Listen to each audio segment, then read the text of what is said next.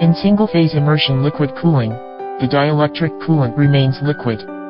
The electronic components are directly submerged in the liquid, which is placed in a sealed but accessible container, and heat is transferred from the electronic components to the liquid. A circulation pump is usually used to move the heated coolant to a heat exchanger where it is cooled and circulated back to the container.